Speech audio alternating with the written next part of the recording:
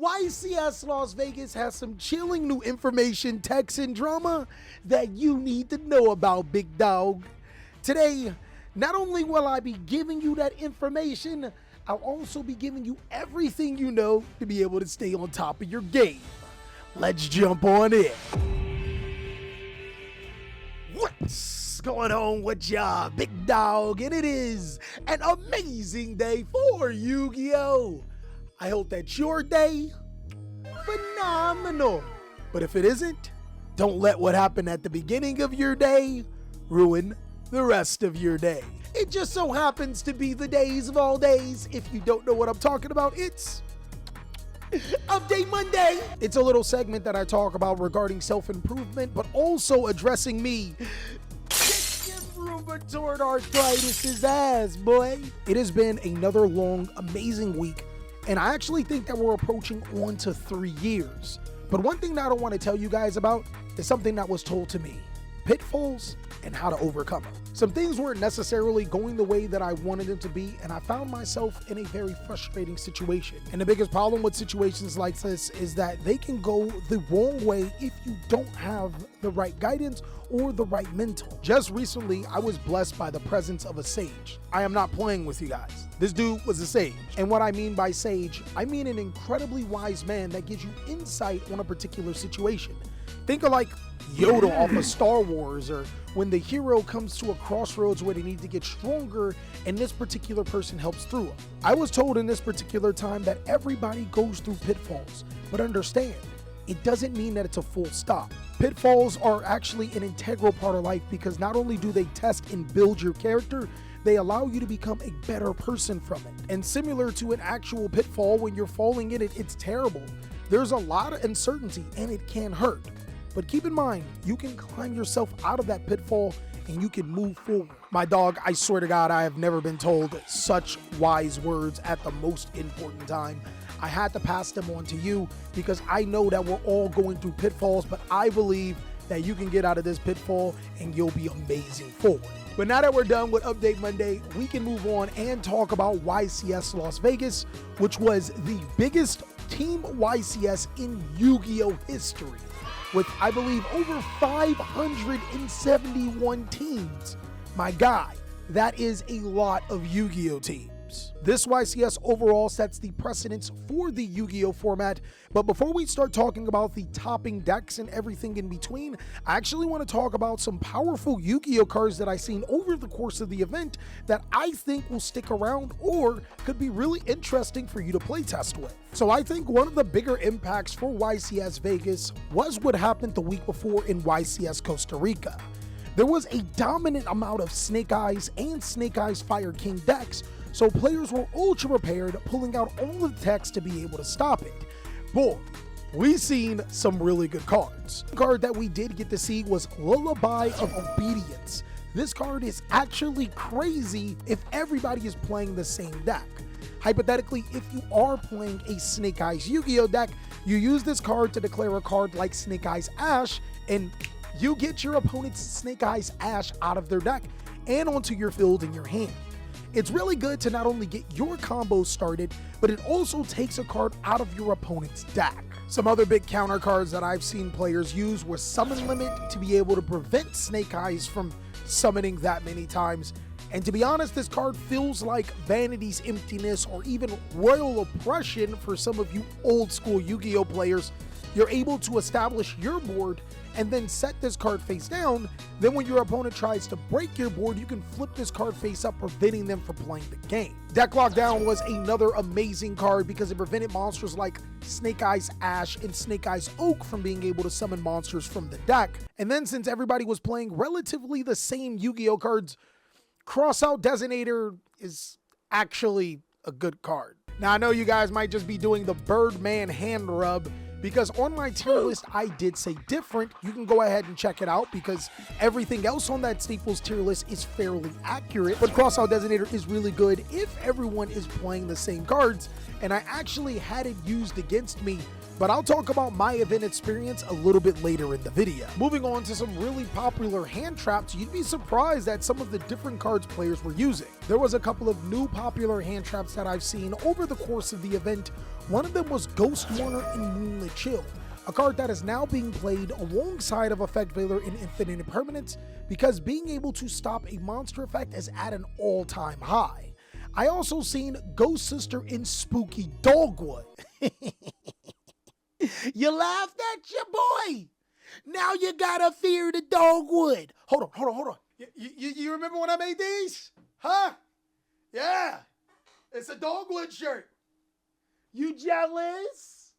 You jealous? I might just start selling these alongside of the Salmon Great Peak hoodie. Ghost Sister and Spooky Dogwood is incredible right now because if you are playing against a Fire King or Snake Eyes Fire King based Yu-Gi-Oh deck, if they were to summon World Sea Dragon Zealantis and use its effect, you use Ghost Sister and Spooky Dogwood, and not only will you be able to gain all of the life points of the monsters being summoned back, your opponent will never be able to win the game and OTK you because of how many life points you'll gain. There was also Fantastical Dragon Phantasme, which really isn't that much of a surprise. There are so many link-based Yu-Gi-Oh decks that Phantasme can take complete advantage of, and it also prevents targeting from cards like Infinite Impermanence, Effect Veiler, and Ghost Mourner and Moonlit Chill. It's really nice to see a mix-up of hand traps being played and a refresher to see some older hand traps that weren't necessarily popular back in the day being used now. Now on to the actual gameplay of YCS Las Vegas. I actually attended there, so shout out to everyone that I signed autographs to, talk to, and take pictures. It was an interesting event for yours truly as I attended the event with Wesley and TJ, and I didn't play a single Snake Eyes match. I played Monadium every round. I'm not upset or anything. What the fuck? How? Every round? That's right, 5 rounds in a row with nothing but Monadium for me in the event, while TJ and Wesley played absolutely nothing but Snake Eyes Fire King. Really fun. I was playing a Kashtira build that was a beat to play Fire King, and I'll put a personal update deck list on my Patreon as a special thank you guys for helping me pay my editors. But overall, only lost against one player, which was the very first Monadium player, and we wound up scrubbing out of the event. The top 16 is looking pretty scary though. Thank you to Lampy Yu-Gi-Oh for this graphic, but as you look at the top 16, which is ironically 48 players, as you can see for this particular graphic, 40 of the 48 participants were playing a Snake Eyes deck, whether it was Pure or Fire King.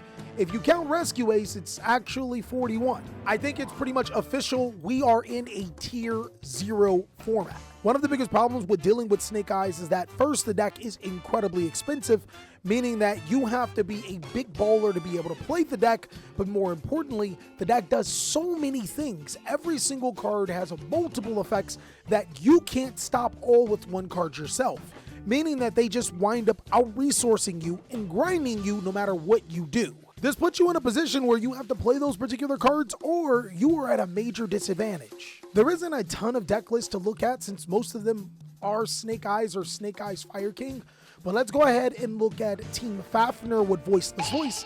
This was the second most represented deck and actually could be the counter to the Snake Eyes strategy in the future. The Voiceless Voice strategy is a mid-range Yu-Gi-Oh deck based off of Ritual Summon, and this build is really optimized to be able to combat Fire King. Cards like Nibiru, Super Polymerization, Ash Blossom, and also the deck innately has a pretty decent matchup against the strategy.